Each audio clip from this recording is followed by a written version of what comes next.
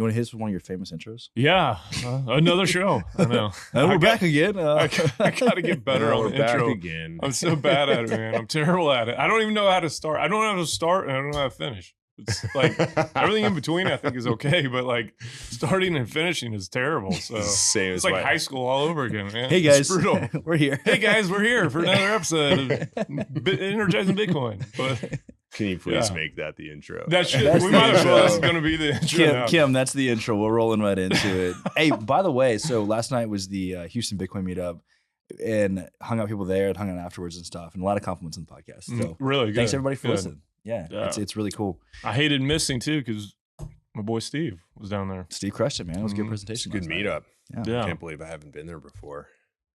Had you not been there before at all? No, I've been trying to, dude. been wanting to go down. Yeah. Just never really, the schedule was That was never actually good. it's a good turnout, but that was probably a light crowd compared to normal. Well, I know Usually it's like a bear market. It's hard to watch. Yeah, Right. yeah. Right. It's crazy how much when things start going south, the attendance, like, I mean, at least cut in half. That's the way it is at every Bitcoin meetup. Right. man. Yeah. Yeah. I got into the space when it was in a bull market, and then Mhm. like it just like interest levels dropped right off. Right. Like with us, like even Right. like going to oil companies and Yeah. talking to them, they're like, "Oh yeah, Bitcoin is it's fake. It's Yeah, it's I dead. know. I know. It's I dead. know. Are you That's still like- here? Like, are you still here?" I love Parker calling out what's his name from JP Morgan, Jamie Dimon. Jamie Dimon. Yeah, I love that. I didn't hear keep bringing what that. he Keep bringing that energy. Flip Parker. flopper. Yeah. Oh, he there's- is totally. It's a fraud. Yeah. No, it's legit. We'll support it. No, it's a fraud. We're gonna offer Yeah. it to our high net worth individuals, but Yeah. investors. But yeah, it's a fraud though. It's a pet rock. It makes total sense, you know.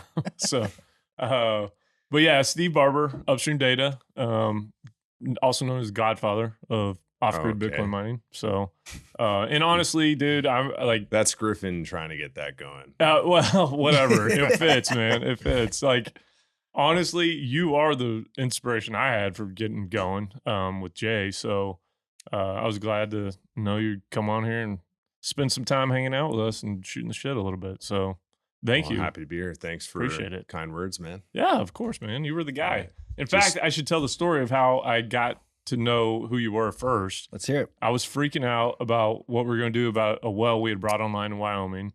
We're running up against our flaring allowance, and Was that when you're at Anadarko? no, Century up in Wyoming. And they have like 60 MCF a day flaring limit. And we were running up against that. We had an exception for a while. And when I first went to the engineer prior to Leachman getting there and told him like, hey, we should do this, put this online or put a Bitcoin mine on our well site. It'll eat up our flare and, we'll be fine. They literally like laughed at me. Or like, that's the dumbest thing I've ever heard in my life. And so I've been there. yeah. Oh, times. totally, Yeah. man. So I kind of, reevaluated, started looking at different options. Engineers are not doing anything really about it because they're not too concerned about the flaring hearing until it gets right before the time that they're going to shut the well. And if we don't have a plan. And so I talked to Leachman because he had started with us at that point. And he was like, yeah, man, if that keeps our well online, like, let's do it. And I'd read an article about you in the paper. It was an article I Googled just like Bitcoin mining on flare gas. And you came up, and that's literally the first time I'd ever thought about it. How'd you know about it? Well, or were you just looking up like flaring? Right. Well, no, I came across because I was always buying Bitcoin, like into it a little bit, but I came across it just in passing. It was like, Yeah. and it stuck with me, and that's when I had first talked to Patrick about it. Sorry, Patrick, I don't want to throw you under the bus, dude. But yeah, he was like, that's ridiculous. That's the dumbest thing I've heard. And it just kind of stuck with me. And then when Leachman came, I showed him it, and he was like, yeah, dude, let's do it. So, and we did it. And then we kind of do some back calculation. It was like, I think we're doing like $7 an M, and we're getting like $1 at the time. So that's when me and Leachman just kind of like, man, we need to go do this. Did on y'all a much actually bigger did scale. y'all actually do it at Century, or was that just Yeah, we did it at You did it Century. at Century, so you kind of like beta tested it in a way. I think we're the second company in. We used Caruso, but I believe they used Upstream Data equipment. I think it was a hash hut that was out there. Who I did? think Who did? I think it was a hash hut Oh, who was that this? they brought though? out. Who- Caruso. We used Caruso on that first one. After I heard about it, Oh, we your called them. company used Yeah, Crusoe. Yeah, we Yeah, did. Crusoe wouldn't have used our stuff, but you Well, mean like it was tiny. It looked a lot like it. It looked a whole lot like it. Well, it could have been a number of customers. Oh. Yeah. But either way, that was how we got going. And it was all because Steve. So once I got Getting up the and running, paper. y'all were like, cool, we're going to go do Jay. Yeah. Well, then, yeah. And then we had oil went negative in April of 2020. And I was like, memorable day. yeah. Oil was negative and we were in the midst of the bear market. Right. Bitcoin. And Leachman is such a Wyoming homer that like, he was like, dude, I don't want to have to leave Wyoming. And like, I don't know what's going to happen with, we're at a private equity shop. I don't know what's going to happen. I was like, hey man, I think I got a good idea. Like, I think we need to go try to raise some money and do this. And ended up getting some money together and built Jay out. And, but yeah, that would a long story, but all of it was because of Steve here. So Some article you found on me. some random article, dude. I think it was like from 2017, 2018, but How did you get into it, Steve? yeah, I've never heard that story actually. I was talking a little bit about it last night at the Houston meetup. I remember the main thing that got me into Bitcoin was I was already an oil and gas engineer. So it wasn't oil and gas that got me into Bitcoin. It was a different thing. And I briefed on it last night, but basically I was working at a big Canadian oil company, engineer. I was production at the time. And I was like fascinated with this concept of bureaucracy. Okay, it sounds really exciting. But I was wondering, I couldn't figure out why. And I this whole idea of my company, we couldn't get nothing done, man. Like everything I wanted to do in the company, because I was at the time, what I was doing was I was really obsessed with these downhole pumps, progressing cavity pumps, like rotary pumps, screw pumps, people call them. I heard a Texan call them on Twitter pig dick pumps. Okay, so that's the first time. Dude, oil and gas is the best freaking name for stuff. It's like a pigtail, right? It looks like that was some reason called pig dick pump. But anyway, I thought that was hilarious. I didn't know if their dicks looked like their tails or not. They just wanted to throw a pig dick in there. That was like, it doesn't even make any sense, but they just wanted to do it. I get it. It's just classic, But they're prevalent in Canada, like big time for heavy oil. Like you sort of need these pumps, like rod pumps just won't pump this oil. And so I was getting fascinated with those. And I'm like, I'm sort of ambitious, like a lot of guys. Like I want to do a little more. Like I want to stand out somehow. And I was fascinated with like how the pump worked. And I started trying to figure out ways to make it better. And I had a few cool little ideas that like the company let me do. But what they wouldn't let me do is like sell them. Like as soon as I developed a new thing for them, I wanted to go out and have them sell it. Not me, not like me profiting. Right. I wanted them to profit in the market. Yeah. They wouldn't do that. So like they wouldn't do anything. So I did a bunch of patents for them. Were you taking like existing designs and just kind of tweaking it and like refurbishing them? Or basically like the normal way the pump was built and installed, I sort of learned how to design them just by reading papers because I loved them so much. Like I was just so interested in them because I thought they were fascinating. Pretty nerdy, right? I wasn't going to say But the motivation there was like, I wanted to get ahead. Like, I'm going to do this for the company. I'm going to stand out. I'm going to get promoted, right? And I was young, like a young engineer. I just graduated. Thought that's how the world worked. You do something awesome and you get recognized. It's not. It's not how it works. Not at a big corporation. So then I wasn't getting like any recognition. I don't think I really deserved anything special, but I just wanted them to go do something. Like with this tech that I was helping them develop, because they gave me the budget to develop it. That convinced them it was a good idea, and they worked as I said they might work. And so I'm like, well, this is something we could sell, right? Like, and they wouldn't do it. And so that experience was really deflating. Like I was like, man, I put all this work into this thing, and they won't let me do it. So I'm sort of going on a big tangent. But the thing was, I was trying to figure out, and at that whole time, I was also witnessing how over time, the year I started was 2011. And by this time it was like 2014, 2015. And every year, even though I got better at my job, like I was better at, because I was the guy calling rigs in to go service the pumps. Like I would work with the operators, figure out what's going on and write the scope of work and get the rig on the well. And over time, even though I was getting better at my job, they were taking away more responsibility. Like over time. And it wouldn't just be me. It'd be the whole group, right? Yeah. The engineers. There'd be less decisions we could make on our own and less money we could spend. And I was like, man, what's going on with this? Like, I didn't even know what the word was at the time, but it was like, I learned it was bureaucracy. Like, why is it that these, this red tape, it keeps coming in? Like, and we're this big company. We should be the best company in Canada. And we're getting outpaced by other companies. I'm like, something's going on here. And I was like, really studying this concept of bureaucracy, Googling why does bureaucracy happen?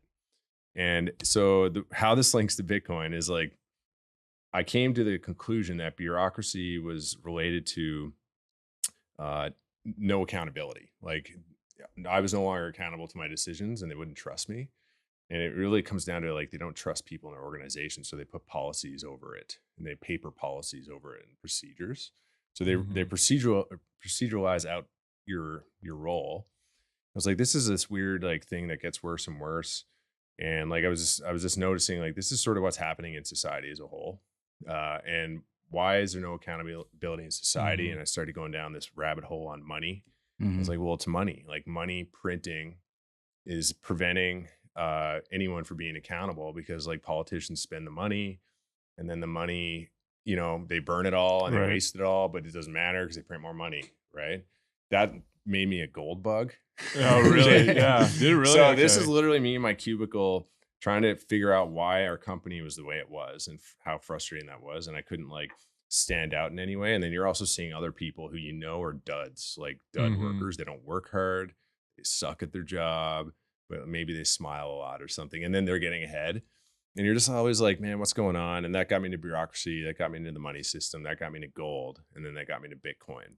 All in that span. On like the bureaucracy stuff, isn't it like wild now? Obviously, like now with you being an entrepreneur, you running your business, and just like how ass backwards that should be when running a business, because all you want to do as somebody who owns something is you want to bring in the best and the smartest people to come in and take shit off of your plate. I don't want to hire people that I feel like I have to handhold or babysit or like put all these like procedures and bumpers for them to like, I want somebody to come in and like do a better job than me in every aspect of the business. Yeah. You're focusing on one thing. So you do this really well. I find I have a struggle with that too. Like, cause I like micromanage some things too much because maybe I can't let it go in the business. I think that's, but partly it's because I don't like, sometimes I don't feel like it's getting done the way I want it to get done. And I have to get in on it. Like see if I can fix it. But I understand why companies get like bureaucratic and like, you know, paper policy heavy. Because I've had to put in policies like in my own business as it's grown to just make sure shit like that should never happen. Right. That happens. Like it could be a quality control on something we built that's going out the door.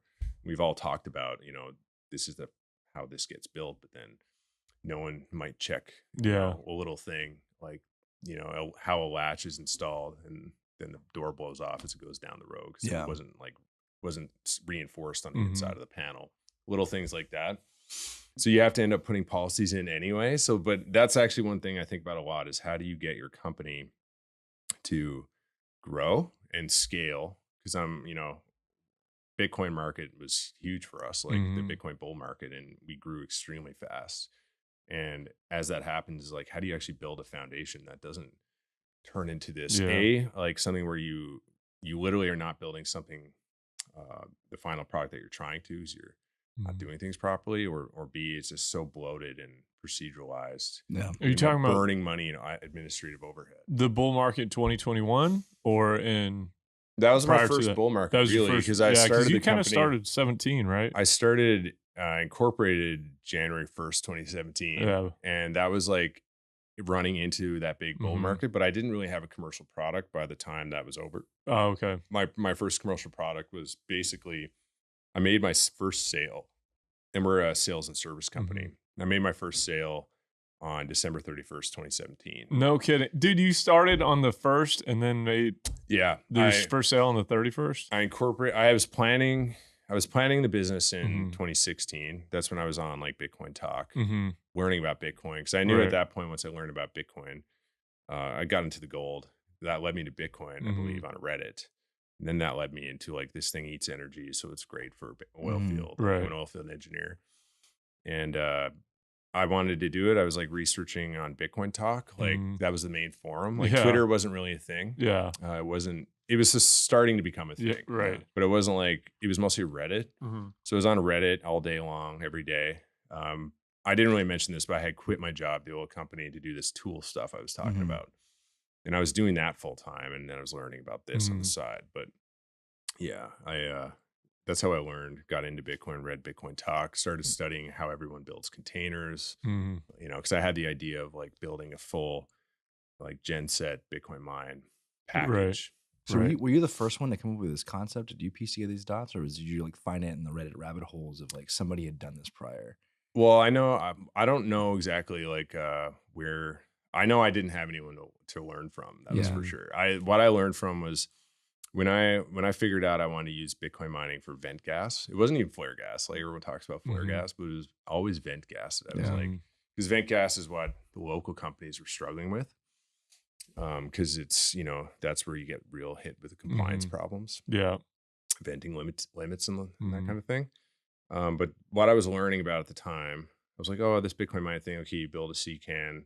There's a few guys out there building little C cans, but they're usually like in parking lots. Right. Like hooking up to. You guys probably got to get this guy on Marshall. Oh, OGBDC. Marshall Long? Yeah. Yeah, we had him on. Was he on? Yeah. Oh, yeah, okay, yeah. My bad. Yeah, he talked about some of that though. Yeah. So I actually apparently Steve's not a listener. So. not yet. No, I've heard clips. I will be.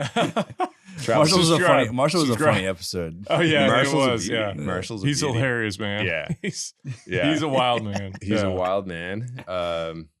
He's probably pretty unreserved with what he says. Yeah. I'm a little reserved. There's a lot of circle jerk comments with hand motions. Right. Okay. Yeah, there is. Definitely. I met him later, but like he's one of the guys that I'm aware after the fact that he was building. Like he built some early like C-can pods, whatever you want to call them. Yeah. I remember there's a few guys like Europeans and like a few American guys building C-cans, and I was trying to figure out, okay, like, well, I need this modular like, you know, unit, and I need a genset in there too. And no one was doing gensets with them. Like that was I had to go find a subcontractor to like teach me how to, you know, I'm an engineer. I can figure out some of those things, and you don't have to be an engineer to figure that out. But like, you know, I'm just trying to figure out who even sells Jenny's in town. Right. It was just something I never needed to think about.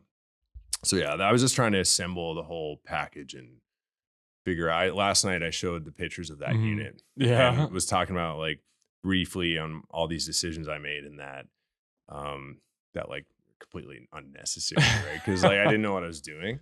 This is such a tinkering kind of learning industry though. You know what I mean? Like you learn so much so fast about what works and what doesn't work. And I don't know, man, like even just, sorry to interrupt, but listen to what you say. Like, the thing that I notice in the Bitcoin community the most about the people that are like innovators like you, they're very analytical, and they look at kind of issues and problems, and they understand how to like, almost like a lawyer, like the IRAC process, like issue, role, analysis, conclusion, and like kind of come up with a solution for a problem. And I think that's why some of these engineers are so good at this. Like there's a bunch of engineers that feel Joel, Ryan, you, like some of the people that I think are the most important to growing the off-grid mining space. My bad.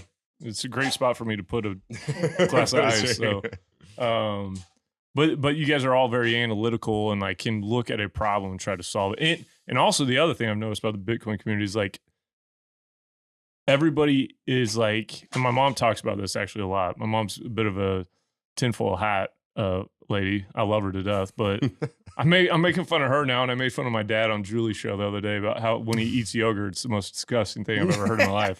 But my mom talks about it, like being able to recognize patterns and like the bureaucracy stuff and all that, and like understanding why they do what they do, and like everybody in the Bitcoin community. Like Marty, you guys, like you kind of are pattern people. Like you recognize patterns and can identify like, this is why people are doing what they do. I need to get out of this. This is not going to work. Like you can see it early on. So finding trends and right. There's definitely a lot of trial and error too. Yeah. But it allows for so much creativity too. You know what I mean? And well, it's still an early industry, right? Yeah. Like Bitcoin mining. Bitcoin is so early, like the development of it, you know, on the the actual development, like core development side, like the Lightning Network layered stuff, right? The apps, like just the custodial services, like you know, companies like Unchained, like offering the opposite, like more of like non-custodial, like safe ways to do it, which is really important for companies. It's all so new that, you know, I at least learned in the oil field when I was trying to do pump design. If you can, especially on a nascent market, if you can get in there and just learn, you will find something like that you can do that no one's doing. Yeah. Like, Yeah. you know, Yeah. sort of like you guys, like, you know, the content podcasting thing came into existence and we were just sort of shooting the shit Yeah. outside. Like no one is like, even still, like you guys are the best at doing the content for oil field. And I don't really see anything else other than some guys that like on Twitter, like shit posting, but you guys are organizing an actual content platform. And that's, the market wants to see that. Did it first. It was accidental. It was like nothing about this was you just want to buy some oil wells and We maybe just put wanted some to buy some YouTube videos and we were up. like, And no, like we wanted to do that. Look at this, bro. Yeah, we thought we were gonna build the next fucking Standard Oil, dude. We were like, yeah, we're starting with these. I'm and then sure we're we gonna all go, think that. When you we buy know. it. At least you guys did that. Like was that's like a cool. dream of mine to actually own and operate oil wells. But It's. I mean, don't let It's our not too late, Steve. You Well, still have a one story day, to but I say. don't know Yeah. if it's a get rich quick. I think thing. for Colin and I, it was like not to like derail the conversation. We just always wanted to make an impact on the industry, and so I thought that being an oilman was the way that we did that, right? Yeah. And life had different plans, and this whole thing was very accidental. But we were like very quickly, we're passionate about it, and we're like, this is fun. Yeah. We didn't make any money for years. We just dumped tons of time, tons of money into it, and then the community gave us the validation that this was something that was cool, right? Oh, and yeah. So and now it's wild. It's just like wild that we've parlayed this into something that's actually like you make a living. Yeah. And I meet new people. They're like, "What do you do?" And if they're not from oil and gas, I'll make content about oil and they're and like, gas. "Oh, It's good. That's man. cool. It's Yeah. valuable too, just to show a bit of the realness in the oil field. Because Yeah. it's like if you work in the oil field, you know, you see you're with the people that are in the industry, and like people paint us or like the oil and gas industry in general. It's like, you know, anti-environment. Mhm. You will not find more environmentally minded people outside the oil and gas industry. I 100% agree, man. People in this industry, I mean, we do so much to like for Mhm. environmental control, especially in like Canada and the US Mhm. Yeah. compared to other countries. even. Right. Oh, And- completely, man. The easy way to tell that is like the flare gas numbers, right? We hear what they are here, but if you look at the reality of what, and I talked about this on our last episode a little bit, so I'm sorry to repeat the same stuff, but most of the flare gas in the U.S. is not routine flaring. It's intermittent flaring, and you're talking about like right when you bring a well online. yeah. But if you go look overseas, like those flares, Oh yeah. whole different ball game. Like Yeah. the massive and routine all day long, all Mhm. like one location, Yeah. crazy amounts of flare gas out there. But we don't allow that here. And we don't, and the oil and gas companies make sure they don't want to do that. You know what I mean? They are very environmentally conscientious, and we definitely pay attention to the ESG metrics way more than all these international. it's also groups. it's also your product too." Right. Right. Well, yeah. I mean, why not monetize it, you know? So, important question though. I wanted to ask you this. Joel was talking a bunch of shit about baseball with you Oh my last God. time. Yeah, So, I was hanging out with him last night, and he said this is going to come up. And actually, he showed me the clip. oh, of he did. him. Okay. Yeah, he's saying like I struck Joel out all the time. Like All the time. Not just once, all the time. Anything he was able to do Yeah. was like a bloop single. Okay. Like Yeah. the guy couldn't hit a solid. Like He an couldn't get accident. solid wood on anything I threw at him. Yeah, It was an I mean, accident. Yeah. Like the blind I squirrel was type of known deal. to being a little wild, like either hit you Yeah. or strike you out. Randy Johnson-esque. Yeah. Like you wanted to put a little intimidation in him. Yeah. Right? Like Yeah. he's like the John Kruk to you being Randy Johnson. Joel was quick on the bases, so Okay. he didn't need much to get to first. Yeah. He has no power, so he was unable to get the ball out of the infield. Yeah. Yeah. Not a big threat. yeah. Yeah. Okay. He's a weak man, but you know he's a really good man. He's a really good He's a guy. good man. He's a good guy. He's a good man, heart despite of his- gold. You don't need to be strong when you're a good man. Heart you of, know? yeah, he's a heart of gold.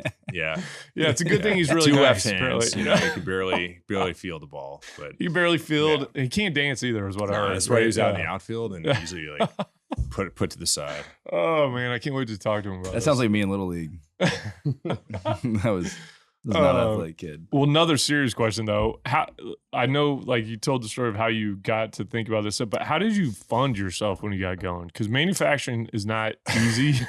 So how did you I get going literally on that? broke open the piggy bank. Yeah. So I have one business partner Mm-hmm. who's like my core like starting partner. Right. So what I did was I worked at Husky Energy, I was originally a production engineer, but when I finished there, I was a project engineer in facilities. And I met this guy. I won't name him, but he owns an engineering firm, and we did all our work through him. And if he ever listens to this, he'll smile, because I always shill at how awesome he is, because he was the only engineering firm, and I always respected it, that would tell me we're wrong. Like when we had a scope, when we're like, yeah, we want to do this, build a facility this way. He'd be like, no, that's stupid. And he'd be like, that's stupid. You're going to do it this way, or like tweak this and do this and save us money and make a better product. I mean, that's what engineering firms are, that they do this. Like that's sort of what they're hired to do. But like you also, billable hours are like, how they make money. Yeah. And I had 3 firms at the time I had to work with, like on different projects. Some pipeline stuff was a different firm. Surface facilities for pad wells was his firm. So I worked with a few different engineering firms, and I knew who was milking us. And I would always be like, I don't want to use them on future projects. And my bosses were like, no, you got to use them. The bureaucracy, right? Like, I could not get them to see, like, these guys are clearly like milking us right now. Look at this bill I got, like on this, like this is bullshit. Yeah. Compare this to like these other guys. Like they're just like cash cow. And we're a big company, right? So like I had no say. And my boss was like, yeah, I know, but they have the contract. It's the way we've always done it. Yeah. Flow lines. I'm like, all right. Well, anyway, this guy, who ended up being my partner, he always had pure integrity. I thought he was really good that way. And he always had good ideas. So, and he's well networked. Like he built his own engineering firm. So I was like, when I was coming up with this like thing, I was like, I want to do vent gas Bitcoin mining. And use engines that are in the field and put loads on them and stuff. I was like, I sort of penciled out how much it's going to cost. Like S9s had just come to market. I just bought my first one. It was how much were they at that time? How much were they? Yeah. I bought one because before I do anything, like you want to test it, right? Like, what the fuck is this thing? Yeah. I'm allowed to swear. I guess it's too late. Yeah. Now. No, it's okay. No, you can fucking say that. Yeah. So I bought an S9. It was like batch 10 or like batch, no whatever. kidding. Wow, it was early batch. They did batches back then. And you have to buy in on the batch. Yeah. And I got an early batch. It was like November 2016 that it arrived. And I was mining Bitcoin on a little USB stick before that, because I'm like, I have to figure this out if I'm going to build a business. So I had done that, and I penciled out, okay, I need a Jenny. I need like just a common Jenny that we use up in this area, like a little V8. I need a building. I need a CCAN, I need all this, and I need these computers, quite a bit of money. I think my first build, not including my own time, was probably, I think it cost me like 130,000 Canadian cuck bucks though. So it's like, like what is that? Like 80 US, like 60 US or something. Yeah. 80 probably, but still a lot of money. Yeah. And I didn't really have it all. So that's including the bear in mind, I had just quit my job. So I had no income. So man, see, I love these stories, dude. That's like the entrepreneur stuff. People don't understand it, dude. Like I quit my job for like, because I never really got to that. I was just spoken about this before, but I quit my job because that company wouldn't sell anything I was inventing. Right. So I'm like, fuck this. I'll go do it on my own. And that's what my idea was. I was going to work for service companies that actually build this stuff. And I'll be like, I'll work for you and I'll patent stuff for you and you'll pay me, or I'll be like a contractor. And actually it took me a full year to get a contract, but I did. And still working with that company just a little bit on the side. But I quit my job. I had no income, and I'm like, well, I do need a partner. Like I can't just go out on this all myself. And the reason I really wanted a partner was because I want someone with a network, because I was a cubicle monkey. You don't get a lot of network experience, like meeting people. Right. I did. I met a lot of guys, like, so I like to go out and drink, and it's fun in the oil town. But like, I didn't know any actual other producers because I was at a producer, and my customers were going to be oil companies. So I needed someone, and I went to him. Like I said, he's the right kind of mindset. And I just like, dude, have you heard about Bitcoin? Like, he's like, have you heard the good word about Bitcoin? Have you heard about Satoshi's vision? So it's me every time I get a few drinks. Yeah. I went to him like, man, my kids are so tired of hearing me talk about it too. Yeah. I just remember going and explaining it to him. I was like, man, we could probably monetize gas like on these vent applications and use this engine surplus power and stuff.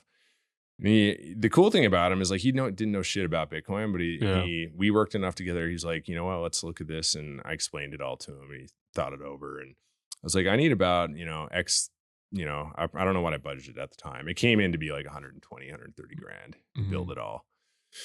And I'm sure I got milked by every supplier, like even the C can, like I probably paid double. Like, was it basically like a hash, like an 8x8? What was it? Yeah, I showed it last night. It was an 8x20, 20 foot. Oh, really? C-can, okay, yeah.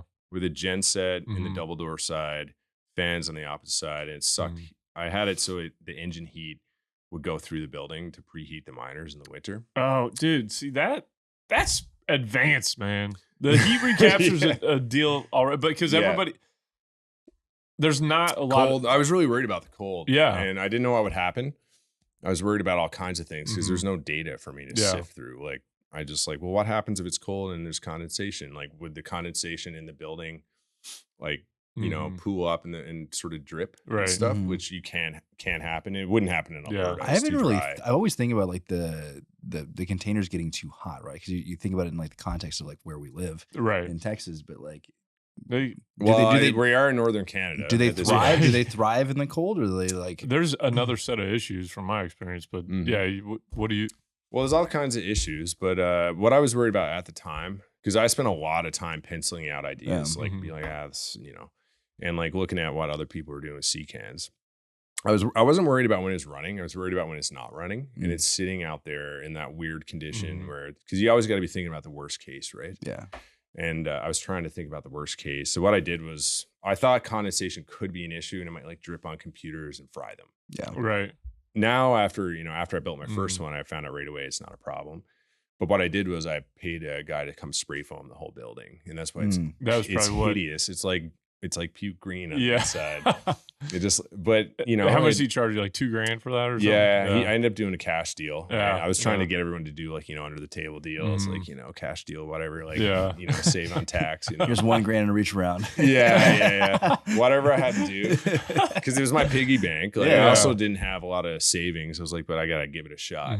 I also knew, like, don't get me wrong. Like, I knew that should I fail, I'm pretty, hireable. I was like, someone's just gonna hire me. Like, I'll just go work for an oil company. That doesn't negate the freaking putting your balls on the table type of deal for that, dude. That's still, but it's a lot of money, right? Like, and it's something that's fun. And I knew that like it's either gonna work or it's not gonna work, and I flop. I'm gonna go end up working for another oil company or service company like X amount of time later. It doesn't fucking matter. Yeah. Like I never had that worry. Yeah. So most people don't think that way. They're like, oh my God, it's all over. Like, dude, but I'm really honestly, that's also what I like about this stuff too, is like, I feel like everybody, Joel, you, I mean, Marty, Tom, all these dudes are like, everybody is brave and willing to go do this stuff. Because it's like, man, number one, I say this all the time, we're all going to die.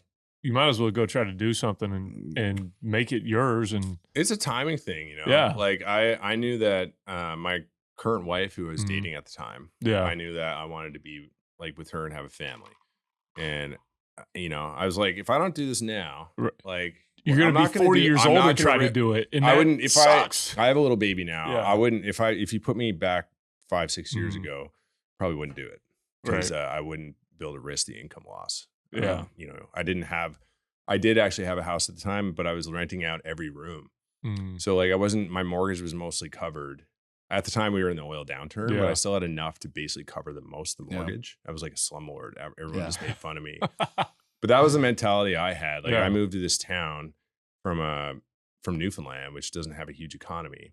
And the oil field was booming in 2011. I was renting out closets. I rented out a closet literally for like $700 a month.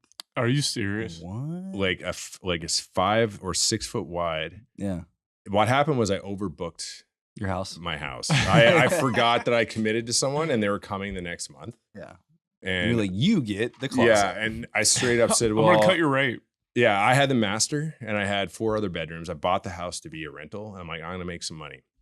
I'm going to pay for my house while I'm in this town. And I didn't think I'd be in town very long. I thought it was just transient. I moved to Calgary and become a big dog in corporate. And like everyone did, like all my peers did. And most of them tried to do, they all came and left. Whereas I came and stayed in town. Cause I'm like, this town is actually where all the opportunity is. So I stayed. But yeah, I got the house, rented out every room, overbooked it a couple times, but like everybody was desperate for a room, man. Like oil field was booming. So, I didn't even discount them. I was like, here's your room. Crazy. I made him a room in the closet and gave him a light. Hey man, like it's business. Welcome you got a door and a light, dude. People make fun of me all the time. That's pretty much the size of like a hotel room in San Francisco or New York. So yeah, that's true. Yeah, that's true. Yeah. That is awesome. I think that you are probably the most well-known dude in off-grid mining at this point, but you guys don't actually like self-mine as a company, I'm a right? Professional Twitter troll, so you don't want self-mine? Yeah. How much do you guys self-mine? Not and a actually, lot. we should have had you probably do this. Like for people that don't know who Upstream Data is, like how would you describe your company? And then I want to know how much, if you guys self-mine, how much you got going. I usually say we're an oil and gas service company. Mm-hmm. I've also would call us a Bitcoin mining infrastructure company. Okay, yeah. Like I do things that are oil field, not related to Bitcoin now. Mm-hmm. Like we just started a machine shop. And that's for supporting our Bitcoin mining stuff, but also supporting the oil field, right? Okay. But so the biggest growth in that, if we can make that a success, like the machines are coming in February. It's a head shop. Okay. So it's a bunch of Rottler machines to machine engine heads. Mm-hmm. But I did that to support our engines because, right now there's a huge supply issue with like good quality engine rebuilding. And I know that we would like to offer that service, and also we improve our own quality, right? Like we can improve our own service. But that's, I invested in that in the company, not because I'm like, oh, I need this only for Bitcoin mining. I actually just think the market needs it more in the area, because all the people that used to do it are gone. Like they're bankrupt or they sold out and the machines are gone and no one's doing it. So like I say we're an oil field service business because that's actually what my background is oil field. So I just see Bitcoin mining as one aspect. Yeah. And we do buildings. We now build engines. Where I'm sort of still stewing on this, like do hydraulic skids, so non-electric, like hydraulic pumping units. Yeah. Because that's what the local market is still doing. So we might serve that market. And then Bitcoin will be one wedge in the whole thing. But Bitcoin side, we like evolved into beyond just oil field too. Yeah. Like we do, oil field is still our bread and butter. I think that's where all of the big growth is going to be. I do too. Yeah. I think it's still oil field. And, my focus with my team is we want to build a great product and try to keep improving it. And hopefully I want to build a product that's just like all weather, one size fits all, modular, there's all kinds of aspects to building these things that you want to optimize. Yeah. And so like, that's what we focus on. But we ended up doing grid mines. Like we have a great customer in North Dakota that's supported us on doing our first build outs there. We learned a lot along the way there. We made some mistakes in the first deployments. We try to implement fixes and upgrades to all the future ones. And so it's been a process of constant iteration. And that's actually what I showed on stage last night, some of the pictures of how the product was and how like all the things we've tried. Because we've actually probably developed more weird one-offs like than anybody. And then we got into like home mining. That market was really hot, and people told me online they wanted home mining solutions. Black box, right? Yeah, black box, which was actually an oil field product. Like, really? We build them for oil field. Really? What was the thought process? Well, I wanted to build. So we've always done little engines. And they have their niche, like little engines. Like in our area, they're very much needed for little vents. But in any of the big stuff, like if you're talking about like, like a fracked like pad, like the volumes are way too big. Like, it doesn't make any sense. But for all the little engines that are in the field, like we wanted to build a little product you can park next to it and just take excess power off the engines running the well pads or the well site or the well. Like we have a lot of single wells with single engines in Canada. So I wanted to build something for that. And the original one was a C-can, and then I made this little cube.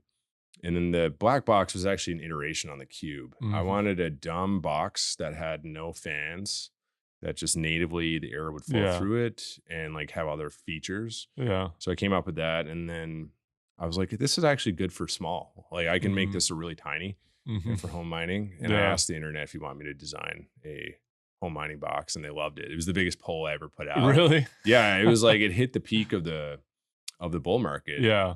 Yeah. Everybody it was did. talking about home Yeah. mining, and like I just tweeted it one day while I was driving, and Mhm. I was like, "Fuck, this blew up!" Like it was huge, and polls don't usually blow up. Like Right. you get like a lot Right. of votes, but it was like the amount of likes and votes. I was like, "Holy fuck!" Like Yeah. there's a market here. Yeah. So I immediately finished the design. I had it on Mhm. like a napkin, basically. It was on like it was on a box of. I posted the picture of the design actually right after. I just designed the airflow path, put it on a box, and it was on a food box. And then I went and sent it to my lead fabricator and was like, I want this sort of thing. We just worked on the actual design and got her done. Built a prototype. I showed that last night.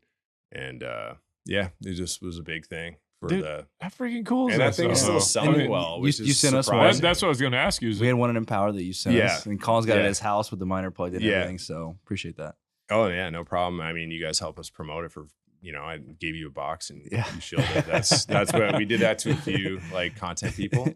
So appreciate that. but it's still selling well right now, even though Yeah, we're in a like surprisingly, market.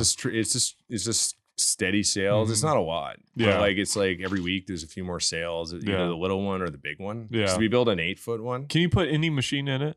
Yeah. Okay. Yeah. Anything that's Mhm. not like really funky, but like Right. any Bitmain machine, any Yeah. Watts miner machine. Mhm. It works on passive cooling, so there are some trade-offs, but so far, like even our Texas customers, like as long as they, seal the gaps, Mhm. it seemed to It's work just fine. fine. Yeah. Yeah, man, that is well, it's a good product, but when you mentioned being a service company, that is actually we've talked about that a lot. We were talking about that last show too, is that I think that there's going to come a time very soon where I say very soon, it's all relative, I guess, but to me it's very soon. I think where service companies will get into the space and use this as Yeah. almost a way to handle like flare during drilling or flare, Yeah. you know, on IP. Or That was your something. question to Joel, and Right. you asked him like, how long do you think it's going to be? I think he said Right. like 4 or 5 years. Yeah, It's kind of like yeah. the time frame that What's he your said. thought? I'm on just that. trying to be that company. Well, that's what I'm I'm not going to saying, wait yeah, for anyone. yeah. I'm going to go do it, and then I'm going to do all this other things they're Yeah. currently doing. Yeah, and so you're just building leverage it. an oil and gas service company, really. My passion personally is like Mhm. when I was in production, there's no better I love that job because all my peers and they all became really good friends. We all competed against like who could make the more oil. And it's just like Yeah. it's all like tangible metrics. Like Yeah. you're actually investing money to restart wells, to service wells, whatever, and get more incremental oil recomplete to different zones. Mhm. And it was really competitive and like Yeah. there's a lot of pride in like doing well. And I had a few years I didn't do very well, and I'll be like, fuck, like I gotta get Yeah. better. And sometimes it's just, luck. You just have a bad area and you have nothing you can do with your money. Yeah. I loved it though, and I just developed deep interest in just improving oil field. I love Yeah. it. Yeah. And there's a lot of people like that. I met a lot of people that just like me that Right. love the tech Mhm. and just want to like make the tech better and Yeah. implement it better and stuff. How big is y'all's team now? Yeah. Yeah. We peaked at about 50, Oh, and okay. we're basically I did a couple layoffs. We're down to like 40. Okay. Yeah, nothing major. Yeah. I had a few people decide to move on. Yeah. Mhm. Oil field's rocking, right? So like, Right. if it's not someone like on a fabrication level, like on the tools, Mhm. a couple recently I lost more of a higher guy, Mhm. but he went to a really good job in at a college. Yeah. So it was more like his thing, and we're more of a volatile, like Yeah. crazy company. Yeah. And I do ask a lot out of people, like and probably don't pay people enough. Man, I don't pay myself much at all. Yeah. So yeah. You're you putting know. it back into the company. yeah, Sure, my goal yeah. is to keep doing our thing the best we can, and the people that stick with me and like show the proof of work, Yeah. suffer. I want to see suffering. No, Yeah. I actually do want the company like show us that you're loyal, Mm-hmm. and then we can actually start doing something Right. really good for you. Right.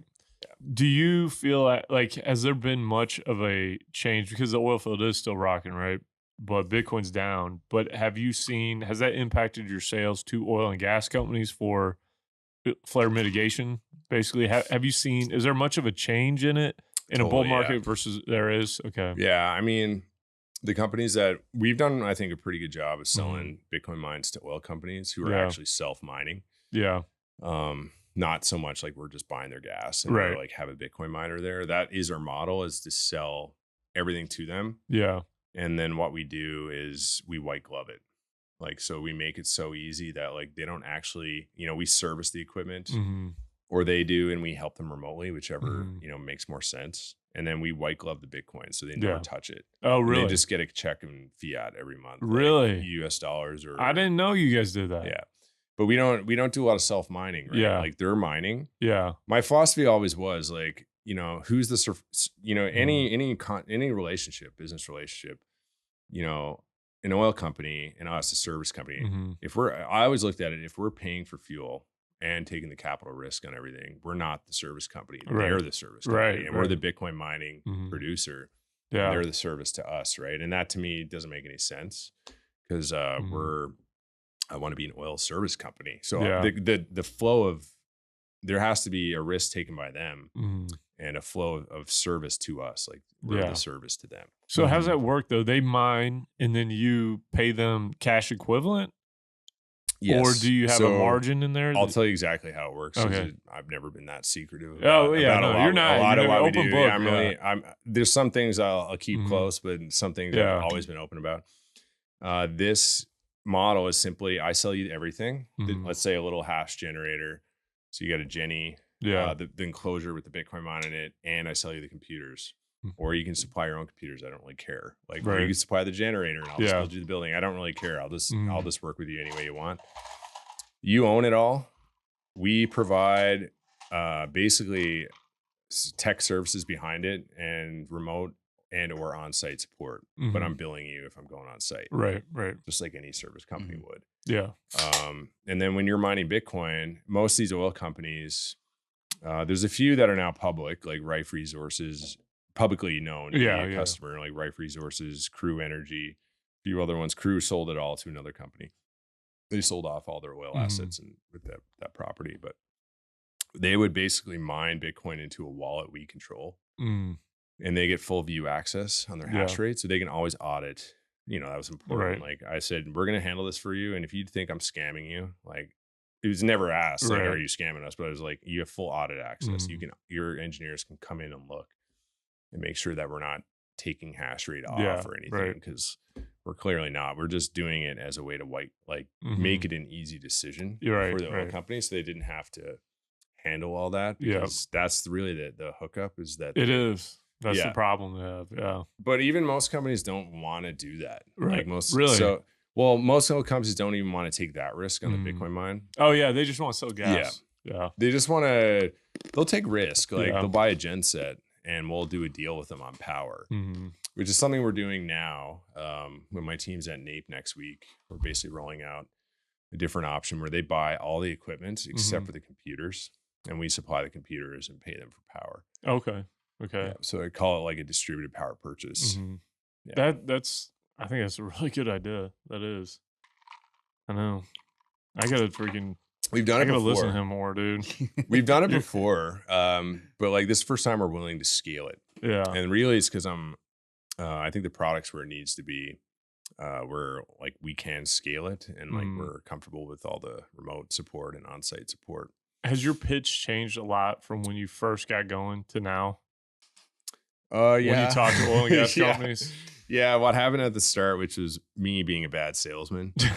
Like I am an engineer at heart. Like I honestly, the last thing I want is to follow up with you after I sell you something, or like even lead into a sale. I just don't care. Like I just want to build stuff.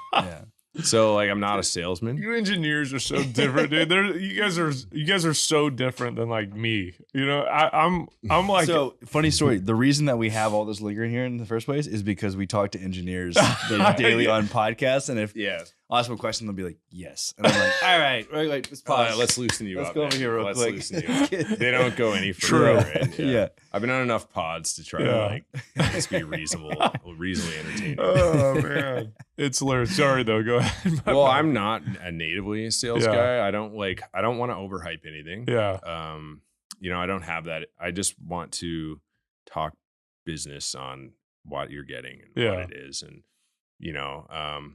it's lucky. I'm happy I have a sales team who can hype things and like get the deals done. But dude, you do a good job of freaking selling. I've learned to be more of a sales guy. Like I had to learn some tricks. But you do a good job because you don't feel like a sales guy. Yeah, you know I don't really. Those are the good sales guy where you don't. You should realize. never. Yeah, if you're good at sales, you should never feel like sales. You should never. You're helping. You're just guiding somebody Right. through a journey. They have a problem, and you're helping them solve it. I'll jump on the sales calls if a guy wants some technical or wants to talk to me because he heard like me speak on a podcast or something. Like I'll join it. But dude, there might be like another 10 people might listen. To hit us up. Hit us up. Upstream Data. Kenny is calling me. Maybe it's Marshall.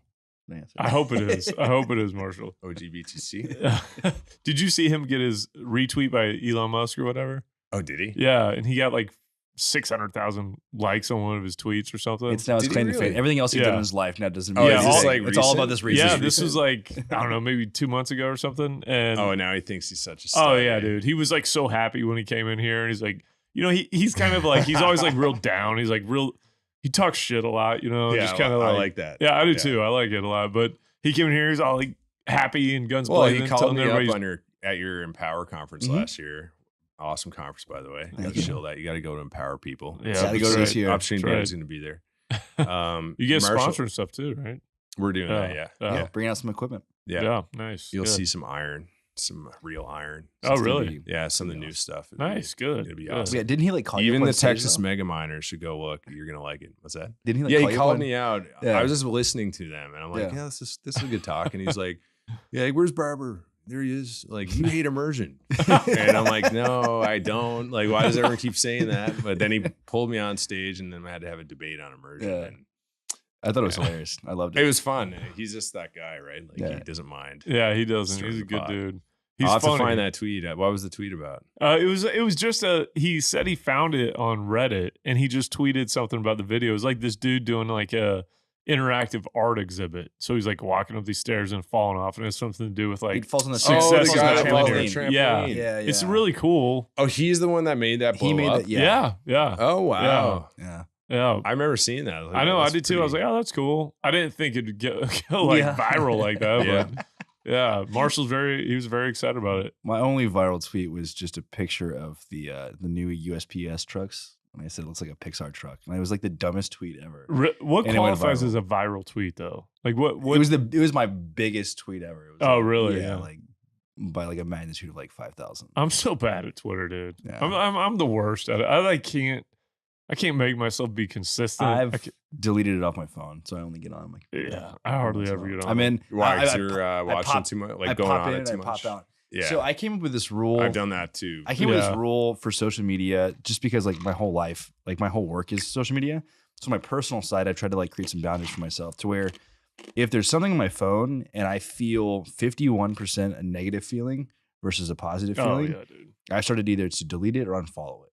Right. And so I did that with all of my accounts. And so I started realizing with Twitter, it was just giving me anxiety. Like I'm a very anxious person naturally. Me too, man. And I was just like constant feed of just negative information. And I was just like, yo, this is not healthy. So I was like, I'm gonna delete it and see. Same with Facebook, deleted that too. And so, and then with the accounts that I follow on, say Instagram or whatever, if it's not, even if it's somebody like from a past life that I like maybe even grew up with, and I think 51% negative, I'm like unfollow. Sorry, yeah, just because I'm so focused on like my own kind of like mental health and well being that's why care. Leachman's done so well, and like he's a little influencer now. We're saying, you know, it's all feel good stuff. Yeah, it's all like, oh, my kids are great, and I look at all the deer I shot, and like, you know, all the like Wyoming commercial, like a Wyoming Pottery Barn commercial. It's I mean, they say it's ridiculous. You're a combination of like the 5 people you spend your most time with, which is true, but it's also like you're kind of a combination of like the kind of information that you consume. Oh, 100%. And so it's like, it's not who I want to be. Man, what you put in is what you get out. Exactly. Right? I deleted Twitter off my phone a lot and then reinstalled it. And deleted it. You got a good Twitter though too, man. Well, I think you're right in that. Like sometimes like and someone was talking about like a lot of the social media ends up tending towards a negative because it's outrage. Right. Yeah. You know, it's all engagement and outrage. Yeah. Yeah. And I have to consciously sometimes tone down like the negativity because like, you know, you see shit and it's like, man, this stuff is so, you know, like usually it's mining Bitcoin related and the LARPing and the stuff that just sets you off. And like, I can't tweet about that because it's just like, it's just not good for anybody, including yourself. And I mean, the problem I have too is like Telegram is a big thing consumes a lot of my time because I have some of my company stuff on there. I have like these groups that like I'm in that people are adding me all the time. I'm like, fuck, I gotta delete all this stuff. Yeah. Like, That was another thing. Was like, I turn my notifications off on Telegram because it's just it gets so ridiculous, man. And I sleep with a headphone in my ear. And dude, when it starts telling me like, dude, I can't sleep. I sleep so light. You got like an AirPod in? Yes. Listening to like podcasts. A bunch of Alan Watts and Ram Dass. Are you just like taking calls or what? Nice. Yeah, I'm a big Alan Watts guy. Bit of philosophy. I was going to say you're a philosophizer. I love listening to this dude talk about this stuff because Alan Watts blew my mind the first time I heard. Oh my gosh, he's incredible. I don't even know who this is. You don't know who Alan Watts is? Oh my gosh, dude. We're gonna. He talks a lot. It's been a while since I listened to him. He talks a lot about like the meaning of life. Like all the things like spirituality, that. Taoism, like everything. Yeah, and I'm coming up on a midlife crisis, so like I should probably. You know what? I've told you we're gonna go little. I don't care. I'm a little bit of a psychonaut, a little bit. So like I'm gonna fix you up, buddy. We're gonna go have a chat up in Wyoming in the mountains with Ryan. It'll be good. Alan Watts on Ryan's acreage. Yeah. I love Alan Watts. I mean, I listen to him almost every night. I'm gonna put you on Alan Watts. Yeah, I might try some of that. Yeah. But the Telegram alerts, they like wake me up all the time, and so I learned to put my phone way away from my. Yeah. Through COVID, man, was actually when I struggled because like everything was so bullshit. Like. And I'm in Canada too. Hey, so like you're in Texas, you guys have you had it a little bit better than even other states, right? With lockdowns and all that stuff. But between the lockdowns, pissed me off, and like what the government was doing pissed me off. I couldn't tell from your Twitter that was the case. I thought you were a big supporter of all that. Yeah, right. Yeah, my Twitter just became like a complete I went pretty serious into the anti-vaxxing and stuff. Justin Castro. Well, it's funny now all the information that's coming out about it. Oh yeah, I mean, so it's like wait. There's nothing. It's the eggs are the problem. It's the eggs, man. That's the problem. It's eggs. Eggs, and I don't know how much truth there is in this, but it's also something about the food pyramid deal and Lucky Charms were more healthy for you than steak. My God. Hey, come on. I don't know if it's true. I don't want to like spread false information. But BT Dubs, did you see the guy from Pfizer talking about how they were mutating COVID so that they would be mutated and then they would have a vaccine ready for it? Was it under the body cam? I didn't see that. I saw that. Yeah. Oh yeah, that's wild. I didn't see it. I want to go do some Googling. I got off Twitter. It'll just piss you off, man. Really? It's more than 50. It's like everything that everybody said was like a conspiracy theory turns out to be 100% true. Right. It sounds every single thing about COVID ended up being true, which is crazy because of how many people got castigated over it. You know what I mean? And called. I mean, Rogan, people like that, where it's like, look, they're. And you know who I first heard on Rogan was Ostenoff or what the guy from Minneapolis from University of Minnesota, and I mean he was. He's like Biden's head of like COVID or whatever. I don't know what his title is, but I heard him on Rogan, and he was like, Rogan's done a good job of being very like just putting people on to like let them talk about their side, and he ends up getting attacked because he's got a position. We're in America, dude. This is like you're supposed to be able to have if anywhere can have these conversations, it should be America. It should be here, and he's built a great platform too. I mean, he's had on people on both opposing sides of the oil and gas debate. Right. You know what I mean? Yeah. And so he hears them out and has thoughtful questions. And we need more of that. We need more oil content on Joe Rogan. We do. Yeah. Actually, we're trying to get on there somehow. Yeah. We don't know how, but we're trying to get on. Pro coal. Yeah, an energy conversation. Yeah. Like in the reality, I am hearing more and more lately about and I call it hypocrisy. I mean, I don't want to call it that because I would rather everybody have a conversation about it. I'm big on like communication between opposing sides. But I've heard more and more people pointing out like the issues with the hypocrisy of something that's green or clean versus oil and gas being dirty. I feel like there is more conversation, which high energy prices lead to a breakdown on the ESG narrative, in my opinion. Well, speaking of Joe Rogan, I mean, did you guys see the cobalt episode?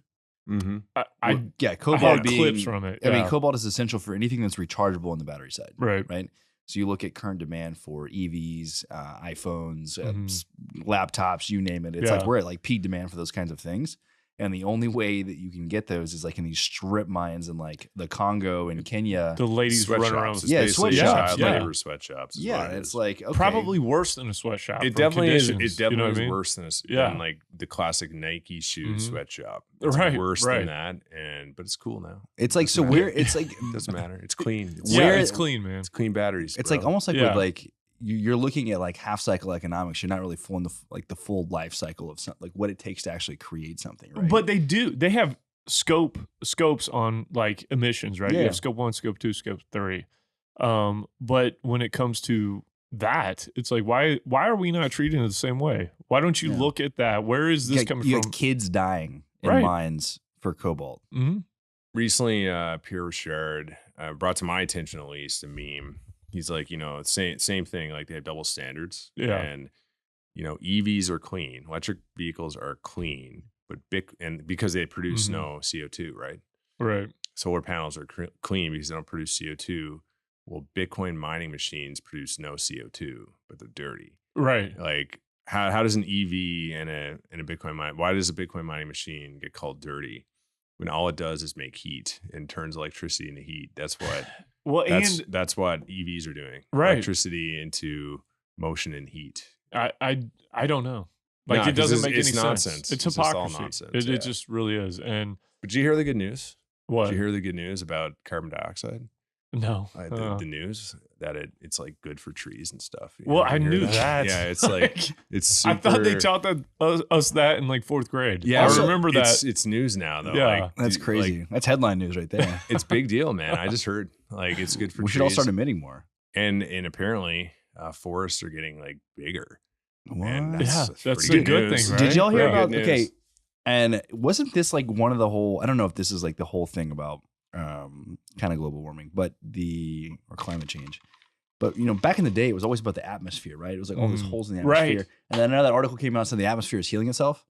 And I was like, wait a second, you're telling me that this shit's self-correcting and it's healing? Dude, that's like, you're gonna give me this whole like consciousness discussion. I'm gonna start really going to Alan Watts on you, dude. But yeah, I saw that too, and I'm like, I believe that's how things work. The Earth, number one, Mother Nature's going to take care of herself, and we're not killing them. We're going to end up killing ourselves. If anything, that would be what would happen.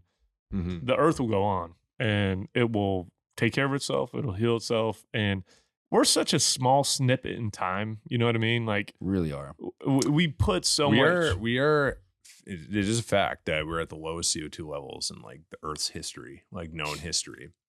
It is a fact that CO2 is actually good for trees. Like, yeah, right. It's a greenhouse gas, and turns out if you have more of that, it's better for the greenhouse effect, which is more trees. So that's a fact. Even NASA admits that. I love Jordan Peterson's comments about climate change. He said it's like the most complex equation that you can possibly ever imagine. We have no models, no computers, no nothing that can take into account every single variable that you would need to take into account to accurately forecast what it would actually take to get to a certain thing. And so I think it can be noble to work towards certain things and like with things that we maybe contribute towards, but having any sort of projections of like when we need to get there and by what kind of margin, it's a complete guess. Total. Yeah, it's a fucking crapshoot. It goes back to like what you were saying too about like people in the oil and gas space being very conservative and conscientious about like the environment. Yeah, it's the same with like I can't remember where I'd heard it. It might have actually been a Rogan, but talking about like people that hunt, fish, all that. Like most of the time, obviously, you're going to associate them with some people on the right. In myself, I know we are extremely, extremely environmentally conscious. Like I want clean water, I want clean air, I want healthy populations of deer, healthy populations of antelope, healthy populations of any animal out there. It's better for what I enjoy on a day-to-day basis. So it's like they paint pictures of like what each side are, and the reality is we're the farthest thing from people that are anti-environment or anti-clean It's so funny. Everybody touts wanting to be healthy and stuff, but then like you look at like what the food industry has Oh done my to us. gosh. You see dude. those images of like the 70s, and it's like a beach in the 70s versus a beach today. Yes, I saw that. And Yeah. you're just like, Jesus Christ! How do we what get so is- fat? What Must be the happened seed to oils, us? the You evil know, seed oil. The seed oils. yes, all the seed Man, oils. we need to get tinfoil hats in here. I know, dude. Well, We it's went all, off the deep end on this episode. They make it seem like it's I know. all conspiracies. I knew if we Yeah. had Steve on that, we would, because What do you think about the energy transition off oil and gas, guys? I Dude, think it's your audience ridiculous. nowhere, No. not in my lifetime. I think actually, honestly, I said this the first time I ever came on one of your guys' Yeah. podcasts, is that I actually think Bitcoin mining is the bridge to a renewable future. Like, because honestly, Bitcoin mining is what's going to drive more renewable projects by getting online, because you actually have an in buyer for the right off the bat. yeah. Like I do believe in that. I don't know. Are you on that side of the camp with it, or are you? I know you got your own position. You I got have an very opinion unique on that. positions on this stuff. I yeah. have an opinion on it. I don't know if it's unique, but Yeah. that is the narrative that like Bitcoin Mhm. mining is. Now you say, I think what you said I'd agree with. Like it's good for say a renewable. It's Yeah. not bad for a renewable Right. project. You can't say it's bad for it. So I'd say it's good for it. Mhm. But the problem I've always said is like a Bitcoin mine is a load. Okay, Right. it's not a battery. Mm-hmm. Problem with and you know that meme was a thing for many years. Like Bitcoin's Right. a battery. Right. Bitcoin's Yeah. a digital battery. You know, it's not. No, it's not. You're right. Totally turns it destroys energy and turns it Yeah. into a proof Yeah. of work. Mhm. It's not battery. It just makes heat. But what the problem with you know, as like Alex Epstein says, Mhm. unreliable power, like Yeah. wind and solar panels and the like, is that what they actually need to make them like the true thing that Mhm. anyone in the energy industry knows, the thing that would make them, you know, really useful to us all is storage, energy Right. storage. Yeah. Bitcoin mining, long duration energy storage. yeah, because Mhm. the Yeah. point of building these things is to create energy. Okay, Mhm. it's not to sink it into a Bitcoin mine. Yeah. Right. Bitcoin mine does monetize the surplus, Mhm. you know, the excess. So you build a solar plant and Yeah. or say a wind plant. Solar is more like predictable, so you can like correlate it with like heating needs in Yeah. Texas, like cooling needs. But like wind turbines farm, you know, all of a sudden in West Texas they produce excess, but you don't need it. Well, yeah, the Bitcoin mine can spool up and Mhm. monetize that. That is a Yeah. good thing, Right. but it doesn't fix the inherent problem of the generator Right. itself, and that's Right. that it's unreliable and unpredictable. Yeah. And the thing that fixes that is energy storage, because Mhm. the reason they were built is to get the power to the consumer, Mhm. which isn't the Bitcoin miner. Right. It's great that they can come in and take the excess, Mhm. but if they take any of the power that's meant for the consumer, they're now competing with the consumer. Right.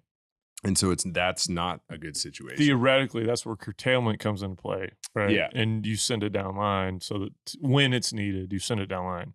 But Yeah. I mean, yeah, I totally agree. Like, But it'd be a better solution, for example, would be Mm-hmm. less unreliable generation. right. Bitcoin helps it, but it also helps reliable generation. Mhm. So it's not Yeah. like it doesn't.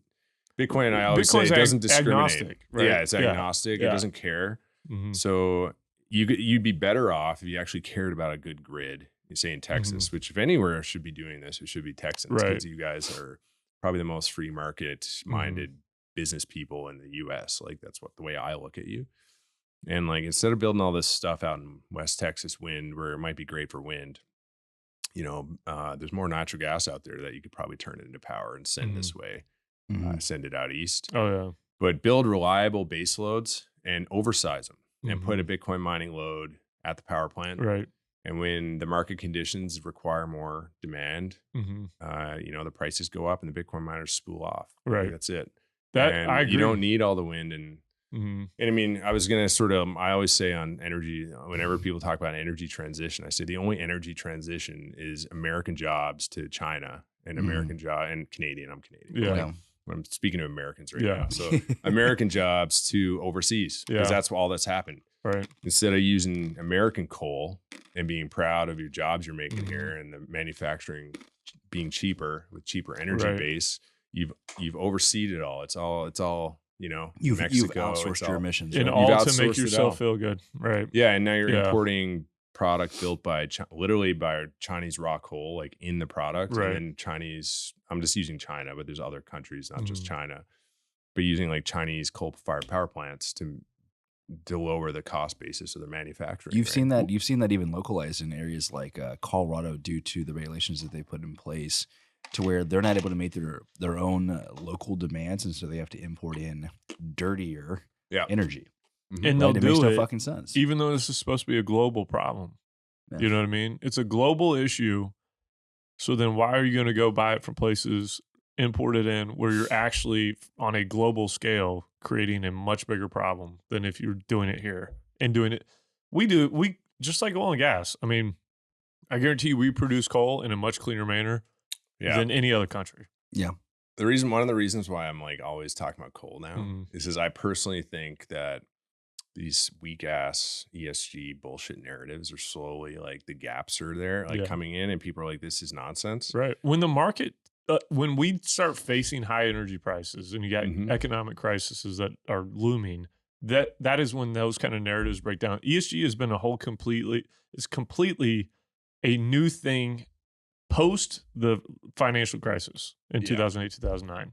That was when it started. And so it was a free money, loose money time frame where people are just finding a new way to base their investments and create another value stream for boosting market caps of companies. That's what it is, Mm-hmm. in my opinion. But yeah, it's a wealth reallocation scam. Right. Is what it is. right, yeah.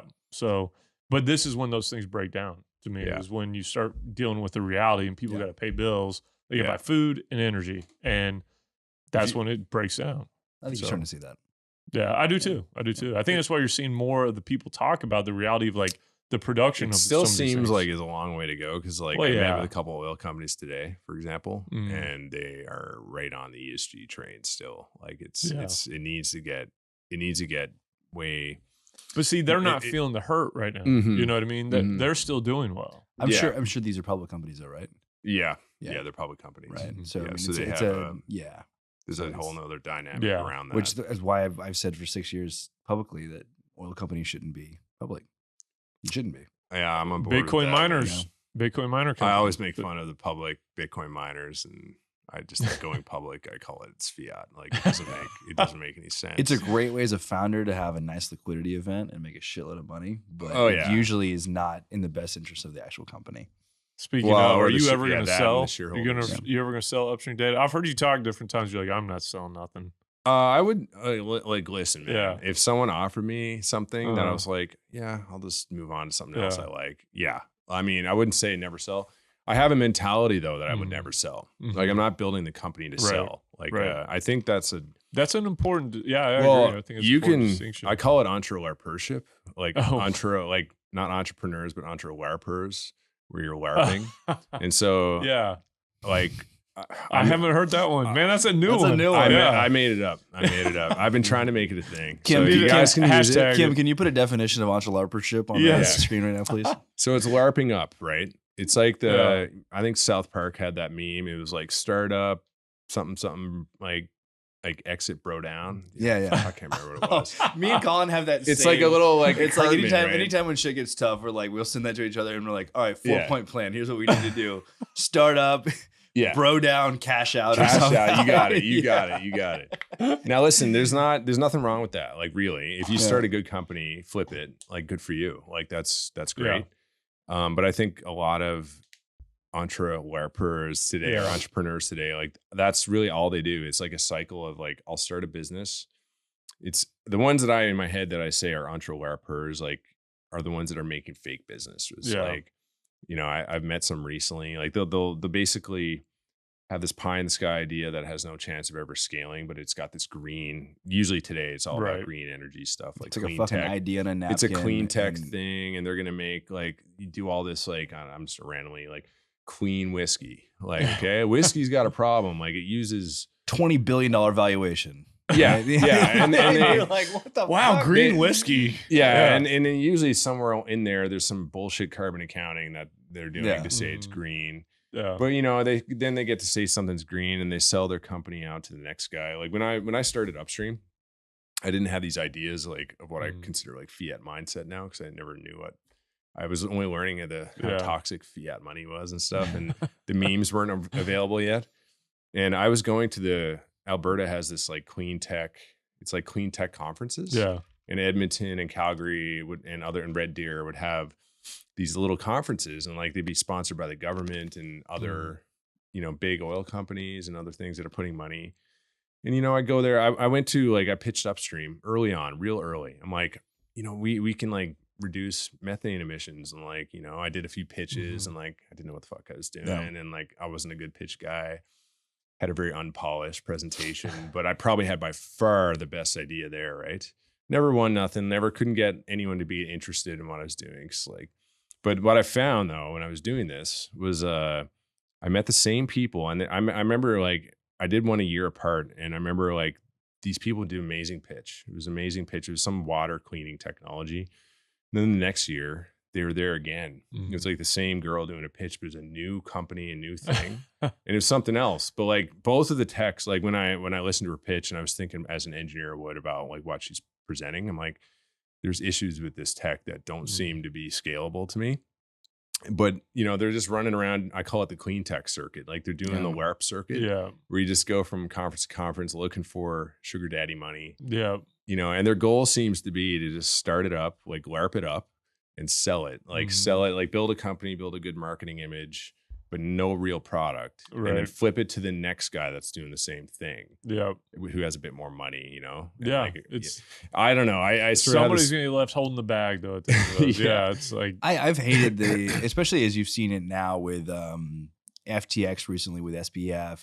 You've seen it with Elizabeth Holmes. You've seen it with dude, the list goes on and on and on.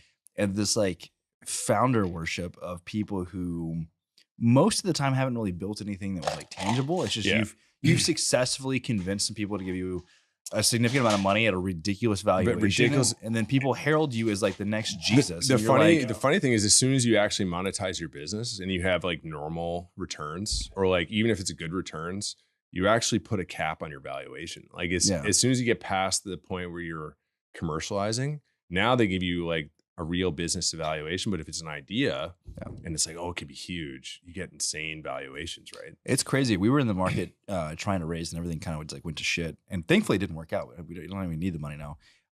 But you start to see that it's almost if you have revenue in certain businesses, it fucks things up, and it turns VCs off, because they are much more likely to invest, because we've seen it. We have friends who had very basic MVP, maybe MVP versions of their product with absolutely zero revenue, raise a shitload of money at crazy valuations, versus us who had good amount of revenue, and they were like, nah, this doesn't make sense. Well, if you go on the there's LARP no logic in the fucking VC community. No. Now. If you go look at what people are posting on LARPed-In, it's LARPed-In? LinkedIn. LARPed-In. Because it's just I was going to say earlier too, that's the only one I get any traction on anything that I post, because I can type. I actually don't mind LinkedIn. I like seeing what's on the go. I'll post on there. I'll do subtle trolls and stuff. But I don't go to, it's crazy like Twitter. But on LARPed-In, where it's just full of LARPers. There's so many LARPers. Dude, and clean tech LARPers. Every time I hear new. Every time I talk to him, I hear something new. There's so many. We didn't have a whole blog post of just the different phrases that Steve has said. Yes, we should. That is what LinkedIn is, man. It's just full of LARPing. I can't hate it too much. There's a lot of gems in there, but there's a lot of good gems. Yeah. But you go on LARPed-In and you cycle through the posts. Everyone. You always see, congratulations, and a big post blows up, and to me, it's almost always a big raise. Yeah, and right. You mentioned celebrating founders and big raises, listen, that's amazing. Well, it's much more rare to see amazing product, groundbreaking product that just hit the market, hit it where it needed. Yeah. But you do see it though. You do see it. It's not all LARPing. You do see some really cool shit, and that's what I go on to see. Because it is more business oriented, and you will see real business people doing real cool stuff. Yeah. But for every gym, there's 10 or 20 or 100 LARPs, just complete LARPs. And it's oh my God, now they're patting each other on the back again. They raised again. It's oh, great. Good job. You're going to eventually commercialize your technology. Good job. Yes, I'll go on your mailing list. Yeah, I can't wait. Can't wait to hear about it. Follow. Yeah. Well, it's funny too, listening to you talk about, the ESG stuff and all that. And it's a lot of the folks, it can be a scam. but Upstream Data is actually probably from a green standpoint, Oh, totally. Like the most, one of the most, if not the most, like flare mitigation, environmentally friendly companies you can find. I would say if you were just to compare the dollar that you invest in a Bitcoin mine on a vent or flare gas site compared to any other dollar that's going into carbon reduction, like carbon emissions reduction, like it almost won't compare at all. No, there's very few things that are close and nothing that scales as linearly and massively. Like if you just keep pumping money into it, you just build more and more and more and more. Yeah. Whereas like you're doing like maybe oil field carbon, like literal carbon sequestration, like pumping CO2 down the reservoir. You can only do that in so many places, right? And you only have the streams of carbon to do it in so many places, and you need the right reservoir conditions. Like to just go apply this, like Bitcoin mines and methane emissions and flare gas. Nothing scales like it. No, but it doesn't. but no one likes Bitcoin in the fiat world, so they won't. You know, if Bitcoin was like money printing 2.0 and enhanced their money printers, they would be all over it. Right. But it actually destroys their money printers, so that they don't like that. That's true. I mean, it's for an industry that, and I know you're probably not a big mining council guy, which I think no, I was pretty outspoken against it when it came out. Yeah. The reason why I didn't like it, I actually like, I get what they're trying to do. My criticism, and I think other people share it, and I've heard people like Marty Bent and others say the same, is like they're in my eyes, like they're legitimizing this whole the clean, narrative. dirty mining. Right. Like I'm saying the whole thing's illegitimate. I'm saying I will not participate in, saying, oh, this guy's clean, this guy's dirty. They're saying, oh, we're clean and we need to report more on our cleanliness. And like, I get what they're trying to do. They're trying to like spin the narrative that Bitcoin is clean. Right. There's two problems. One, if Bitcoin gets dirtier, because I intend to build Bitcoin mines at coal plants. Right. Like that's one of my goals. Yeah. Because there's actually a lot of good reasons why to do that. And it's going to make Bitcoin's profile dirtier in their eyes. So you're setting a bar, an expectation, and if it doesn't keep getting cleaner in their definition of clean, then you're actually setting up the narrative to fail. Right. And that's a very weak narrative to go up. That's a good point. Yeah. I wish we could shift the perspective of what's clean and what's dirty. Not really that, but like shift from that like to just creating more energy worldwide, because it's so easy to be in our little glass fucking castle here. Oh yeah, man, the first world, and we, going back to our conversation with like Marshall, right, and then bringing just fucking like reliable electricity for more hours a day to a place like Kenya. Yeah. Like, yes, like that's why can't we focus on like story. prosperity globally? Yeah. Why don't we focus on like bringing third world countries like I know up to the first world? It's 2023. Bringing them up, fucking bringing our own local exist. communities up. Right. Like there's plenty of reasons to do it here. Yeah, exactly. But my problem with it is that it doesn't, like, no matter what stats we show, they're going to have problems with it. Like, because if we are 58% green, that should be something they celebrate, but they don't. You know what I mean? And like, and then what you just said is like, goes back to kind of the hypocrisy and like positions on this stuff. Because if you looked at the social utility of what Bitcoin mining can do for different communities and different places around the world, not like remove America, we're naive about the reality of what most people live in the world. And if you take us out of the equation, just look what it could do for people in El Salvador, Kenya, all these places where you have no reliable grid power. This is undoubtedly it's good. A benefit. It's a net benefit. Huge benefit for those people, those communities, those countries, everywhere.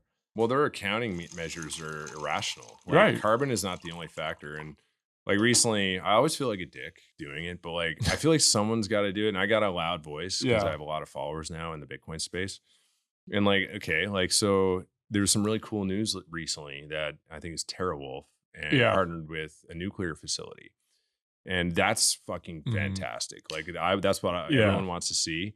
But me being the jerk that I am, like they tweeted about it and talked about net zero and we're carbon negative. And like, I'm like, is this really, I can't remember exactly what it said, but I'm basically saying like, is this really what you guys care about? Like you're actually creating jobs for your local community. Right. And no one gives a fuck that you're that you're on nuclear clean power. Bitcoin Right. doesn't care. Right. Every kilowatt hour is the same. Mm-hmm. Are you creating jobs? Yes, you are. That's Right. good. Put that number one. Put your job creation number one, because politicians don't give, like, yeah, they care about carbon emissions, but they also care about jobs. Right. Right. And part of the problem Bitcoin has right now is that people consider it a low job creating industry. And on a capital, like jobs per capital, it probably sort of is compared to some others, but it does put a lot of contractors to work. Right. Yeah. It puts a lot of guys to work building stuff. Right. And then even after the fact, servicing it. And then all the other things it does, like generally for human beings. Right. Right. That you don't need to that's- worry about the fucking carbon Right. footprint. And then you're also, it's like a backhand to anyone that's not on nuclear. Like, oh yeah, you're on coal. Like, you're bad. Yeah. No, you're not. Well, Like, they're going to get a green Bitcoin, right? I mean, yeah. what was that? It was like 2 years. I haven't really heard anybody talk Kevin- about that anymore, but Kevin O'Leary wants yeah, it. Kevin O'Leary. That was it. Here's my real question. We haven't talked about this yet, and I've been thinking about it, especially as I'm going through and finally actually reading the Bitcoin Standard. So doing this podcast, I feel obligated now too. Actually, We need to for have it. Safe Dean on here. Yeah, we do. That'd be cool. When do Yeah. we transition from a fiat standard to a Bitcoin standard? Look? Can I say mine first? And then Yeah, I wanna go hear for it. yours? Maybe Because we'll have like a projections Yeah. leaderboard that we'll Right. start from now on and just start asking everybody.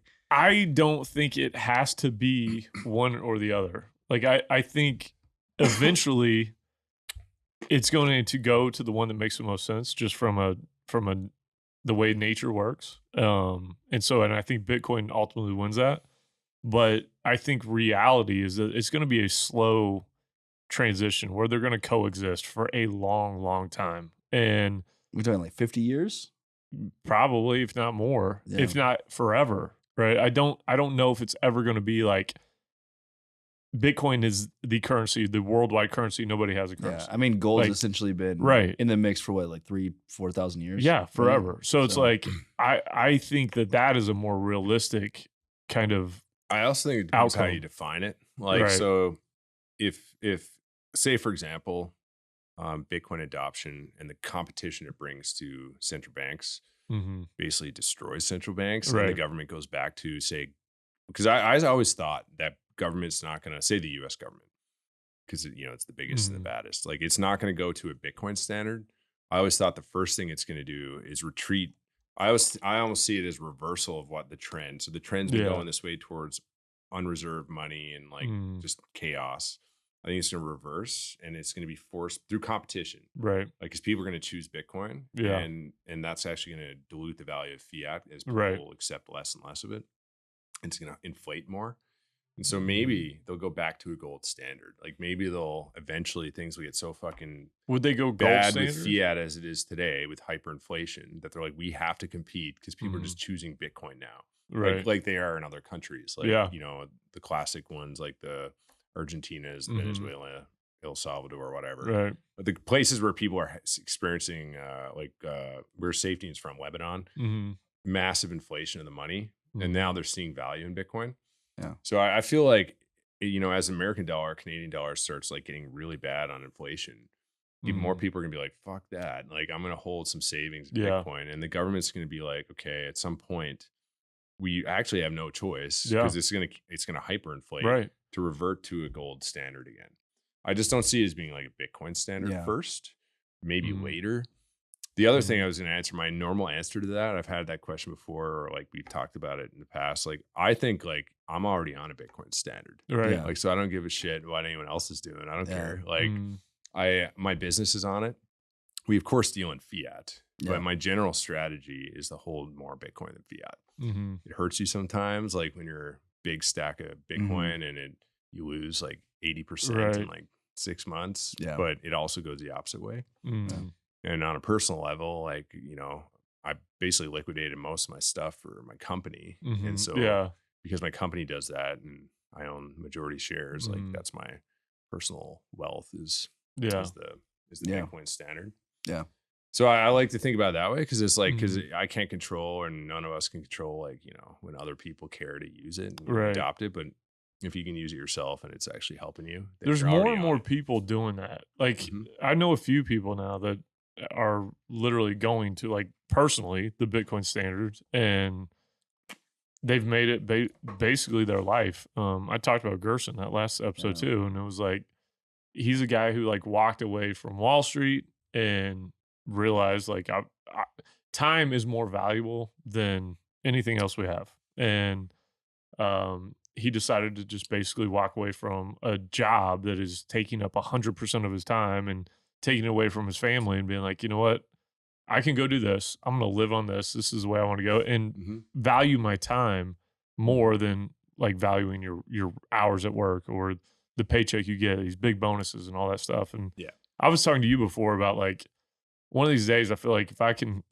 ever hit it on some of these deals I'm working on, which is probably never going to happen, but shut the fuck up, dude. I mean, you're the man when it comes to these deals. Okay. Like, if anybody's going to hit it, it's going to be you. Well, if I can hit it, I'm like, I might disappear. Y'all may never ever see me again. That's the way. Well, at least let me know where you're going. Well, I'll like, let you know. Come with you. Yeah, you come. You two can come. I'll hang disappear. out, all the time, but I'll just we'll disappear. go down to Costa Rica and be in Costa Rica, hanging out on the beach, and Chongo. You can become an influencer and just wholesome influencer. That's like right. your buddy Leachman. I'll go. I'll follow Leachman and do that route. So mine will be on the beach in Costa Rica. Yeah. But yeah, man. I mean, I think the reality is like it's inevitable that we're going to transition to a more Bitcoin, more Bitcoin adoption. Obviously, that's happening. Like, and we are seeing more competition for the dollar already. You see, Brazil and Argentina are talking about creating another currency for South America, and I saw the other day, I think Saudi Arabia was talking about taking other currencies for oil sales. Yeah, isn't that like the BRICS system? Right. Yeah. Iran, Iran, China, right? Russia, Brazil. Yep. What if we Venezuela? Here's a crazy thought. Maybe it's because we've had like 2 glasses of whiskey, but like there's that scene from Batman, right, where the Joker torches that massive pile of cash, right? It looks like a couple $1 billion or something, right? Yeah. What if we were like to get together a movement and people just like, it's almost like tithing, right? You're supposed to like tithe like in the church, like 10% of your income, right? What if we all just like put in 10% and we just fucking torch that shit, right? To kind of like fight inflation. Isn't that like the? Is that like possible? Like, wasn't I that don't know. like the Boston Tea Party? I mean, basically, kind of, wasn't it? Didn't it have something to do That with had that? something to do. That's more taxation and tea. Yeah, but didn't they do They something threw the tea like overboard. Yeah, was it something to do with like trying Why to raise torch prices? it? Just buy more Bitcoin. I don't know. Maybe just like, I mean, I guess you're right. Yeah. Yeah, I like that. I like what Max I'm just guys saying, do. like, Yeah, fight rips it up against as inflation. symbolism. Yeah. Yeah, it rips it up. And Yeah. But it's just symbolic we did gesture. it in the streets. We vlogged it. Well, Some if you're serious gonna good content vlog, there. it, Hey, you're like, gonna make imagine, some good like, content. that video go viral. Like Yeah. we're fucking torching $1 billion. Like that'd be wild. That would go viral. Except when Definitely. you actually get your hands on that billion you're about to torch it, you'll all be like, Oh, fuck. Yeah. I'm gonna- fuck this. I'm gonna bounce. We're outta here. I'm gonna take a little bit. You guys burn the rest. We'll burn the rest Cool. of this shit. Yeah. All right, Well, we're coming up on 2 hours. Are we really? Yeah. Dang, dude. Wow. Good job, Steve. Fucking time Thanks, flies man. when you're having fun. Yeah, having lots of fun. Yeah. The I whiskey's- didn't the eat whiskey's lunch starting to either, so flow. I've got a little bit of a buzz going. I tell you guys Yeah. a few new words. That's good. Yeah, I got new words. We got a whole series of just keywords with Steve. We should, If you guys start like a coal podcast, I want to be like your color commentator. I was Like, where- literally just going to like, say, I why wanna- don't we do a recurring thing? I want to meet more before. coal people. Like, so Yeah. you do a coal thing because you know I don't know any you coal guys are people, but we energy should- themed. but we should- Well, I know we should they're figure it hard to out. find, man. Yeah. Dude, I we had to ask everyone on Twitter where are the fucking coal people at. I we found should some. do a new thing with him on it. We call it coal calls. coal calls. Boom. Absolutely. We gotta be like recurring on here. It'd be great, wouldn't it? I Coal always- calls. We got us oil guys, man. We got to stick up for our coal buddies. Yeah. We got because to. they got no one in their corner. No man. one loves them We got to anymore. get. That's true. We got to man. get in their corner. Everybody's man. always hating on them. They're always hating Big on time. them. Big Yeah. time. Always hating on 'em. exactly. Yeah, that's Exactly. true. It's bullshit. We need to do that. Stand up for those guys. I like it. Cold calls, man. It's cold calls with Steve Barbour. Absolutely. We should do that. I'm in, man. Seriously? Yep. I know you're in Canada, dude, but Upstream Data is going to be coming to the U.S. Hopefully, yeah, that's the plan. All right. Good. Yeah, This year? I would have. I'm lobbying hard for Houston. Yeah, we Yes, talked. We definitely talked last Houston. night. Definitely Houston Houston. actually looks quite good. Yeah. Yeah, Gotta for do a lot, Houston. for a lot of reasons. Yeah. Yeah. Houston's the spot. I'll man. shill the same thing I shilled last night. If anyone's listening and you want to do biz dev, and you got some oil and gas Oh, yeah, yeah, yeah. experience, Yeah. Yeah. hit me up. Yeah. Remind me. Send me Upstream Data. something on. I'll put it on LARPed in. LARPton. We'll get you some. It'll be we'll get you all some over stuff. LARPton. That's how we source all of our people, to be honest with you. Yeah. We post on there, dude. We get like 200 applicants every fucking Really? time. Do you really? Yeah, all the time, and it's like super high quality people too. Wow.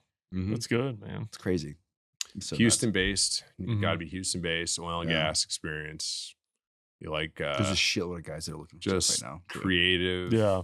go getter. Yeah. There's a lot of people. There's a lot of people here that be very interested. There's such a good Bitcoin community here that, and everybody knows you, dude. So everybody would love to be a part of Upstream Data. And this episode is going out on Monday, which is like what, the 30th of January, 2023. So you guys, Martin Legal and Gideon, are doing a Nate party, Yep.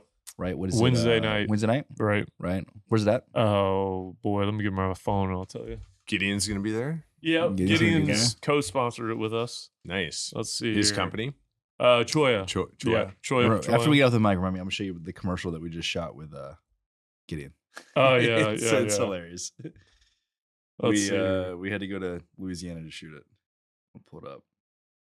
I'm gonna find it on here real quick because I want to say where we're at. We're gonna have a ton of people there probably too. I'm gonna send my NAPE crew that's coming down. I won't be there, but I'll Oh, you're send not them. gonna be there? I'm not gonna be there. You're not gonna be at NAPE? Nah, man. Dang, man. Yeah, tell them to come over. I will. Send Yeah. me the names. We'll shoot Yeah. them an invite. Yep. All right, let's see here. We got a dinner Thursday night too. Yeah, I saw that Um, one. Man, That's I open can't- invite, by the where- way, to anybody who wants to come. That's right. That one's That's going to be, I know, because I just put it in my calendar. Pitch 25 Pitch 25 in East Right. Downtown at 6:30. Come join us for dinner and drinks. Right. I'll be there. Justin will be there. A lot of the other guys are going to be there. Let's see. Happy hour. Halo. Oh, no, it's not Halo. My That's bad. not it. Sorry, Whoa. that's the other one. Yeah, here we go. This is at Hearsay. Yeah, that's right. Hearsay. Hearsay That's on the green, right? Right. Yeah. Right. Okay. Yep. Yeah. So we'll see you So, guys there. yeah, Come some join Upstream us. Data folks NAPE, over there, bit man. of fun. It's decent. Oh, Oh, it's. is it? Have you never been to NAPE? Dude, I haven't. Been. You've got to like. What? And you're I an don't- oil and gas guy? I don't know why I've never come Man. back. Here, dude, yeah. let's be honest. A lot of people don't really go to the conference. It's like it's the party. It's just for it's the party parties. circuit. Yeah. Yes, It's the like party everybody circuit, comes in yeah. town. I've got like 17 parties I got to go to. I like the NAPE folks. Jennifer, you're wonderful. Should have had me speak at the deal too, though. Could have invited Steve as well, but I don't know what you guys are thinking about that. But at least you got Brent from Giga. Yeah. You got Brett. Yeah. And then hey, Empower. Empower 2023, coming up. Yeah. March 8th and 9th. New venue, 713 Music Hall in downtown. It's gonna be wild. A lot more indoors. Still gonna have some outdoor sections where Steve's gonna have some equipment and some other guys are gonna have some stuff as well. But Steve will be it's- speaking too, right? This venue, if you've never been there, if you're not like from Houston, you haven't seen it. For one, it's brand new, but it's like imagine if there was a music venue on the Death Star, like That's like the awesome. whole place is ambient lighting. It's like so dope. That It is is dope. so cool. A massive stage where like the best bands in Houston or best bands who come play in Houston play. So it's going to be super, super cool. So if you guys didn't join us last year, come out. If you did join us last year, still come out. It's going to be a good time. My brother made a float tank in a room that was like designed as a spaceship. It was No freaking shit. awesome. Yeah, it was crazy. Dude, I need to it was hang out in with New your brother. Orleans. It was awesome. Yeah. I come from a family of weirdos. Your brother looks like Rick Rubin. He does. You're right. He does. He does. There's no lie. We need to go hang out with him. I'm all about it, dude. Yeah. He lives in a Airstream that is painted like a pickle, and it's called the Cosmic Pickle. He drives it around in an And he looks like F-350. Rick Rubin. Yeah, dude. And he drives. I'm going to show you a picture. When we go to dinner, I'm going to show you a picture. I We wanna need- meet we need to this go hang guy. out with your I want to brother. meet this guy. Yeah, he's an interesting cat, We need to man. go do some He's- recreational drugs. Plenty of those. So yeah, but Well, hey, you guys like the podcast? Please, please share it with your friends. Yep. Send it along to your colleagues. Thanks for all the support so far. It's a hard time to launch podcasts. There's so many podcasts out there, but thanks for listening. It's been really fun. We're having a blast doing it. We're gonna keep doing it. yeah, man. Keep on LARPing on. Keep Keep LARPing LARPing on, on. baby. Keep LARPing Steve, on. thanks for coming, dude. Thanks, bud. Really Thanks for appreciate it, having me, man. guys. Shit. Always love talking to Appreciate him, it. man. He's the guy. So You're the man. appreciate it.